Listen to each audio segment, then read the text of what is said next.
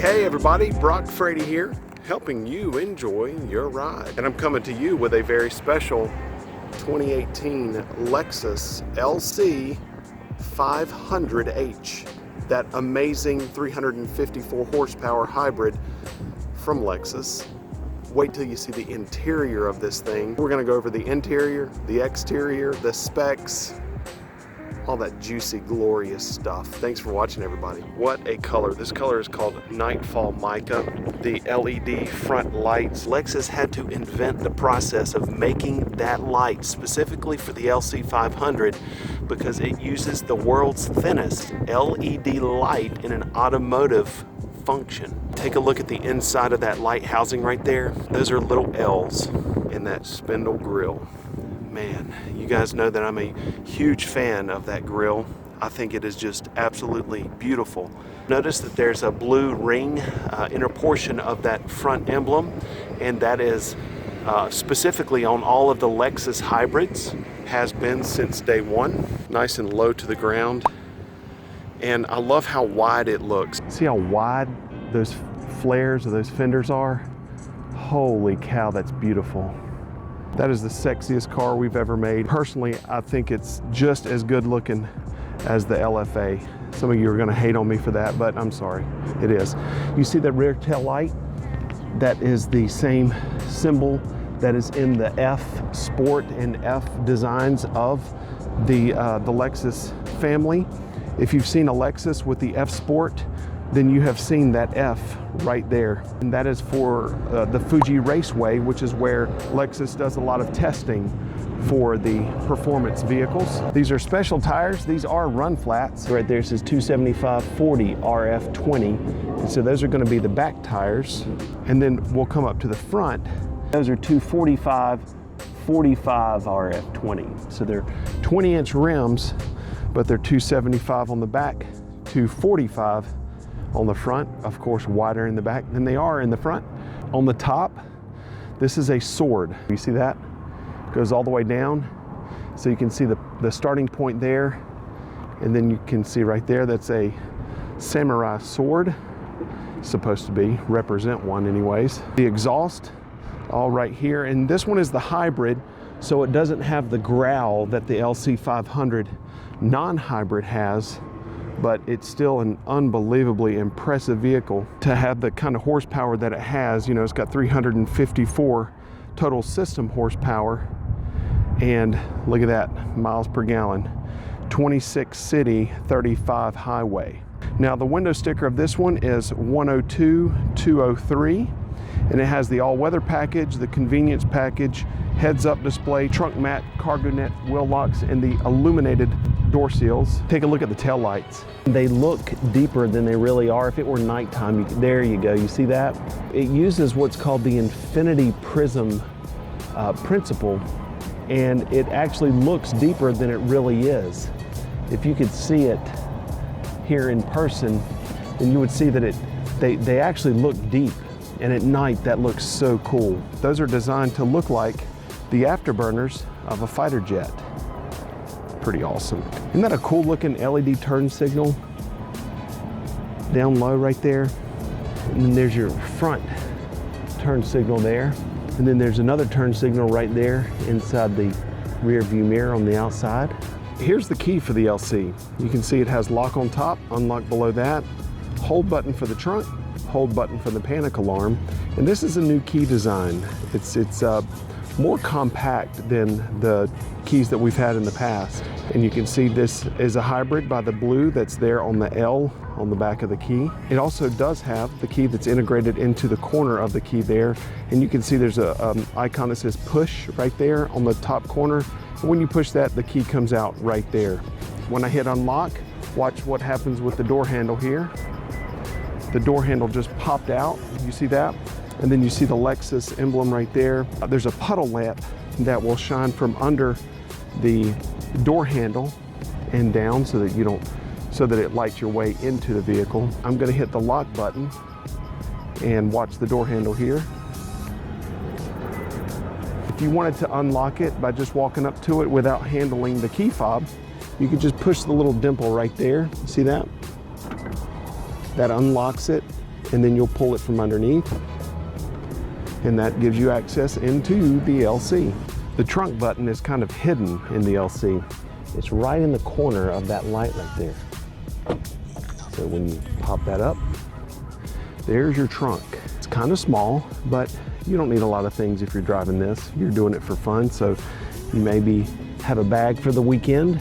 That's where you're gonna put it. Cool little trunk. And your backup camera is really integrated just above the Lexus emblem there. You see that? Pretty well hidden. And when you close the trunk, it's unless you were really looking for it, you wouldn't really see it very well. That's a good thing, really integrating that stuff. This has the parking sensors because there's a little dot right there on the bumper. That's what beeps when you get too close to something to let you know not to hit things.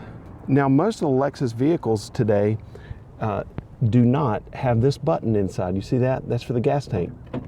And so when you press that, it opens the gas door, and there's where you fill it up. And you only want to use premium fuel in that. And now let's take a look at the heart of the beast. Now the latch is going to be just kind of to the right of the Lexus emblem there. It's a 3.5 liter V6. Total system horsepower output is 354. You can tell that it's a hybrid, obviously by the label there on the engine cover, but also by the two big orange cables that are coming from the hybrid Synergy drive system. You can also see a whole lot of support that the engine has. Engine support beams there. So there's two in the back, there's two in the front, and that's what keeps the body rigid.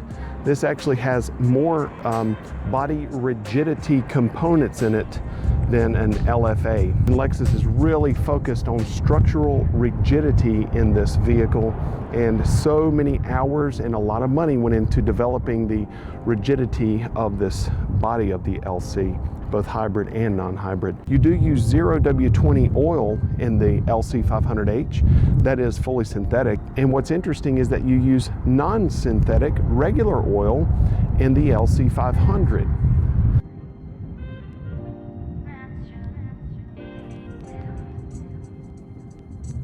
Now, if you were looking closely and paying attention, you would see a little component right there, and it's got a red exclamation point. You would see another one there in the hinge of the hood, and there's another one on the other side, and finally there's a fourth down here. In the event that you were to get into a front collision with a person, what would happen is the hood, those charges would come up, the hood would raise up. I think it's like 3 inches in the front, 1 inch in the back. Those charges would cause the hood to come up, and it would basically create a barrier, a buffer between the hood and the engine itself in order to protect the person from hitting the engine. It would basically create a padding so as to lessen the likelihood of injury. Pretty awesome thought process that went into that. You see those gills right there, those air intakes? And then you have air intakes here in the back as well. You see those? People assume that those are used to cool the brakes, and that's not actually the case. What happens is air comes through the intake, and then that air is channeled outward and around the wheel. And then the air that goes in that intake goes in and then out around the wheel, so as to create a more fluid airflow and to keep the tires stuck to the ground where they need to be. And Lexus calls this interior the Bespoke interior upgrade. It's kind of an exclusive thing, and personally, I'm in love with it. I love, love, love the way this interior looks. I actually love the orange against the blue against the white, and it is fantastic. And you may not know this, but very early on in the very first LS400s, Lexus offered a completely blue interior. You don't see it anymore except now, and I think it's absolutely awesome. You can see that it's like an Alcantara, and check out how all the lines flow and how everything just works together. It is just fantastic. That's going to be your seat memory system, set 1, 2, 3. That's going to memorize your seat, your steering wheel, and your mirrors. Control panel for the mirrors, lock and unlock, and also the windows. Even the handle is just cool. It just looks like it comes out of the door. And then take a look at the stitching there on the dash, how it's all put together. The pedals there, real sport looking pedals. And I just love the attention that Lexus has put into the manufacturing of this car. You can see that there's a stalk right there on the dash. There's traction control in snow mode. And this is what it looks like from the driver's seat. Car's not on right now, but I'll cut it on in a second. I don't know how you guys feel about this interior color, but my gosh, I think it's beautiful. See the Alcantara headliner? So you see a power button down there. It's not a start button, it's power. And right now, it's running. You can see a light right there that says ready. And that ready light indicates that it is ready to go. The engine's about to cut on here, and just there it is. So now the engine is on. And all systems go. You can see right now it's showing you red coming from the engine, going to the electric motor, then it turns orange and goes to the battery. So right now the engine is acting like a generator for the motor in order to charge the battery. As we drive, and those two are going to work together in a seamless way to charge the battery, to propel the vehicle forward. It's going to use regenerative braking in order to recharge itself. You never have to charge this vehicle, it does it itself. It's a self-charging hybrid. And it just cut off. When I say cut off, the engine just quit running. So you see that the energy monitor now, there's nothing there. However, the air is blowing cold. The radio would cut on if I cut it on. All systems go. But right now we're just operating on electricity. Isn't that fantastic? Now the way that we put it in drive is going to be a little different than the traditional Lexus shifters that you're used to. You see a little chart down here, and this is actually a chart that they've had on hybrids for a while. I used to have a CT200H and it looked just like this. So it's in park right now. You can see the green P or the blue P is lit up. So that means we're in park. And so that if I want to go into a drive gear right now, I just put my foot on the brake, I push it left, and when I push it left, it's going to go into neutral. Then I'll pull it down toward me and it'll go into drive. Then I'll let it go. So now we're in drive. And then if I wanted to put it in reverse, I go left and up. And that's reverse. There's my backup camera. And then if I wanted to go back down into drive, left, down again. Now check this out. If I wanted to go to manual, I just go straight down. And that allows me to go into manual mode, and I can use my magnesium paddle shifters, upshift on the right, downshift on the left. You can see it says M1 there on the dash, and that lets me know I'm in manual mode. Now, here's a cool thing about manual mode. It has a 10-speed-ish transmission. So there are 4 regular gears, and then it has the continuous variable transmission mixed with that, so they combine. But it doesn't have the kind of floaty, fluid-like CVT that the hybrids of the past have had. This has a really, truly shifting transmission, and you can tell, I mean, it shifts, and it feels fantastic. It's just an absolute pleasure to drive. So if you're concerned about it having that funny, you know, rubber band like CVT, nope.